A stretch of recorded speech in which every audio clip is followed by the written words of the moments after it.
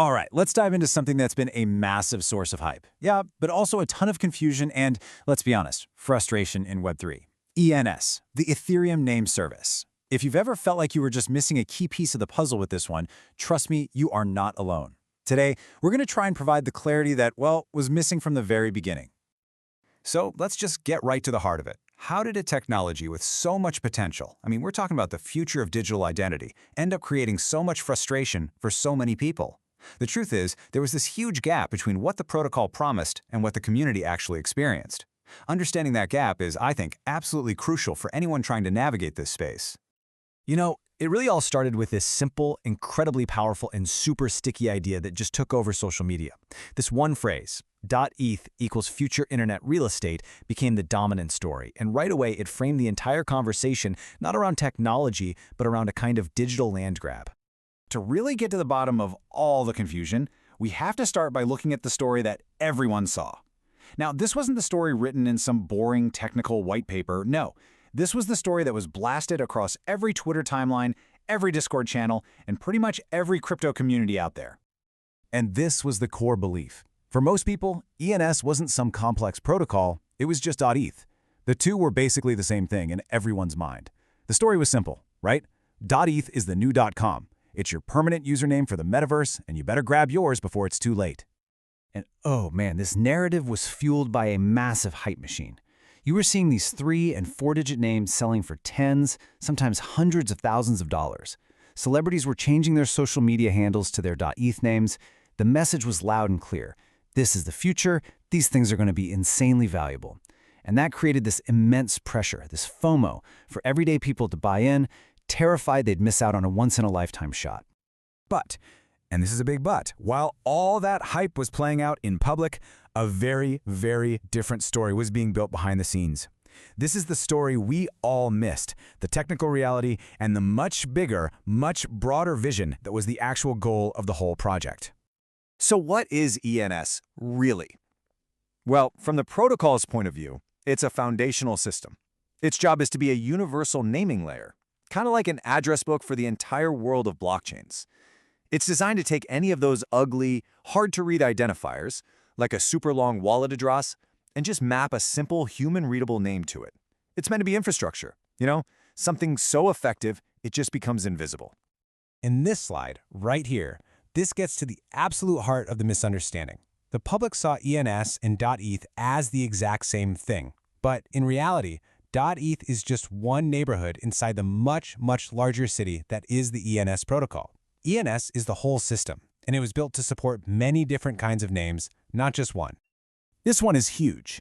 It reveals the core strategic difference. The hype story was all about revolution. .eth is going to kill .com, but the actual plan was never about that. It was always about evolution. The goal was to interoperate with the existing internet, to build a bridge to the domain name system, or DNS, not to burn it all down. And this matters so much because it completely changes the reason to get involved. People were betting on a revolution when the team was actually building an evolution.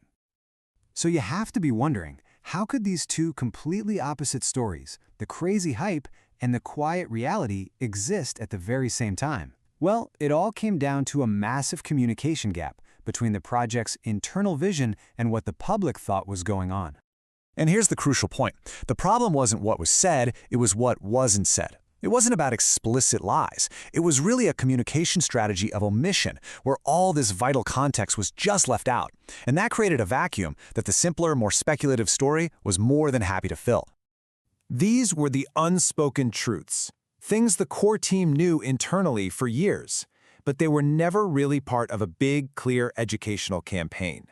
Things like, hey, ENS isn't trying to replace ICANN, or hey, .eth isn't the only name we support. Because that context wasn't communicated clearly and over again, the public was left with incomplete info, which allowed the wrong idea to just take root and grow. And this quote just perfectly sums up what happens next. If you don't clearly and repeatedly explain your vision, the market will invent one for you. And in a speculative space like crypto, that story is almost always going to be the simplest one that promises the biggest profits. So how do we fix this? The key is to build a new, corrected mental model. Let's actually look at a really clear framework for understanding ENS and the role of all its different parts so we can finally see the project for what it truly is. This table lays it out perfectly. Think of the entire ENS protocol as the post office. It's a universal system that can handle mail for everyone, everywhere. Within that system, the ETH namespace is like the original native neighborhood in that city. And all those imported names like .com or .xyz, they're like foreign ambassadors. They're officially recognized by the system, but they come from outside of it. Okay, so what does this all mean for anyone who owns a .eth name? It means your name is still incredibly valuable, but that value needs to be reframed. It's a powerful cultural asset, kind of like having an original OG Twitter handle. It carries status and utility inside the Ethereum world for sure, but it was never meant to be a lottery ticket to replace the entire legacy internet. You know, when you zoom out, the story of ENS isn't just about one project. It holds some really crucial lessons for the entire Web3 space, especially when it comes to the unique challenges of communication when you're building decentralized systems. I think there are 3 key takeaways. First, you have to explain your long-term vision clearly, and you have to do it over and over again.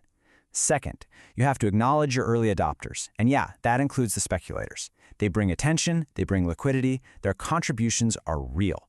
And third, and this one's so important, you have to understand that decentralization doesn't erase responsibility. It just distributes it among everyone involved. And that leaves us with this final, really critical question. In a world with no CEO, no central marketing department, whose job is it to tell the story? Who is ultimately responsible for making sure the narrative out there is the true one? It's honestly one of the biggest challenges facing every decentralized project. And the answer is likely everyone.